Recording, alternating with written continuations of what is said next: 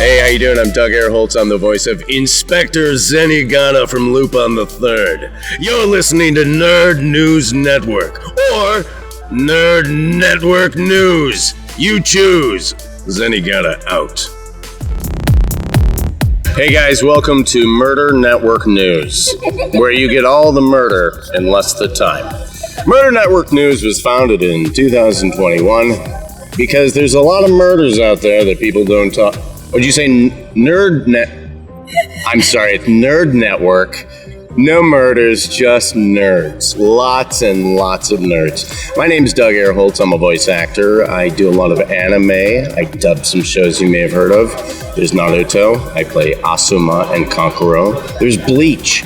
I play KISUKE and ICHIMARU. Done a couple other ones. There's Lupin the Third, ZENIGATA. I'm looking at my table so I can remind myself. In Demon Slayer, I play the Crow! I play the sexiest crow imaginable. And that's the only reason I'm doing it, baby. So Nerd Network, what a treat to meet you guys for the very first time, hopefully the last, because I'm going to start my own network called Murder Network now that you guys have passed on it. So now Doug is doing Murder Network News. You can have all the nerds you want. I'm getting all the murder I need. Thank you, and have a blessed day. Are we still filming? Are we still filming? Stop it now. Do you have questions for me? Oh, shit. Hi, do you have a question? Hi. Would you like to ask me a question? Absolutely. How are you doing today, Doug? Fantastic. Fantastic. How has Twin Cities Con been so far? Awful. No, I'm just kidding. It's been fantastic. You know what? I love Minnesota. I've been coming here for the springs and summers and the winters and the falls for a long, long time because I have relatives up here. And let me tell you, very good people. So I've had a blast on that, always. Yes, I mean, we got one thing in Minnesota that's Minnesota nice to a fault. Yes, absolutely. Right. You have voiced so many of my favorite characters and so many other people's favorite characters. What is it like meeting your fans at these cons?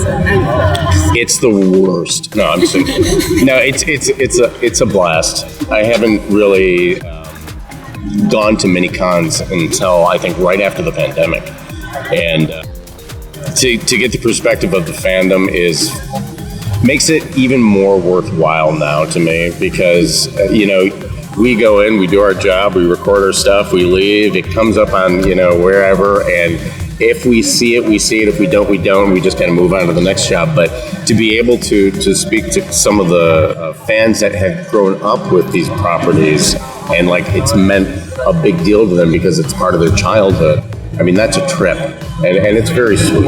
It's very sweet. That's awesome. When you're auditioning for a voice acting role, what are some of the things you look for?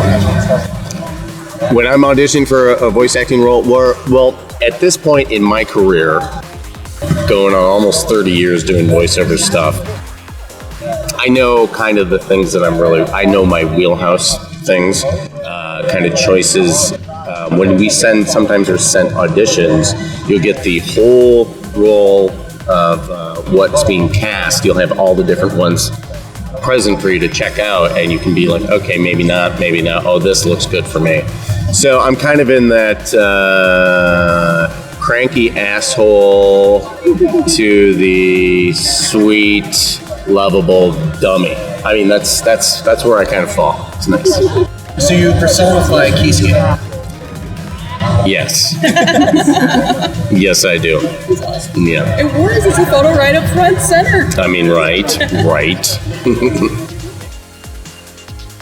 What are some of the joyous characters? Do you have any favorites? Or just One of my favorites ever is Grumpy Bear from the Care Bears. Because you know what? Everybody's a little grumpy sometimes, and I think everybody can relate. And it was a blast. It was a live action, or not live action, sorry. It was a original animation, so it was all the actors sitting in a room together and recording opposite each other like a play reading. And so that's really kind of, as an actor, that's the most gratifying because you actually get to act in real time with other actors. So it's a blast. Yeah, when you're doing voice acting, what are some of the challenges to hit those specific notes to show the emotion that's what like working? Well, so like with anime, you know, we're kind of given the advantage of already having, we get to see the animation already. The Japanese actors have already dubbed their voices into the so it's what people don't understand is that the Japanese actors also dub the characters' voices too. They do the animation first and then we dub it into it, but they play us the Japanese version first, so we can kind of hear the intent in the Japanese actor's voice.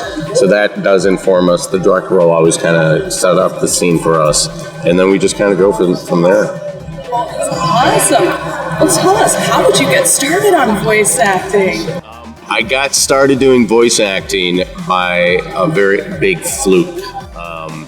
I wanted to be an on-camera actor, came out to Los Angeles, and I started working at a company called Saban Entertainment, which many people know as the home of Power Rangers, Digimon, all that stuff. So I didn't know that voice acting was a career option until one of the girls in casting asked me if I sang, and I had a ponytail, so of course I sang.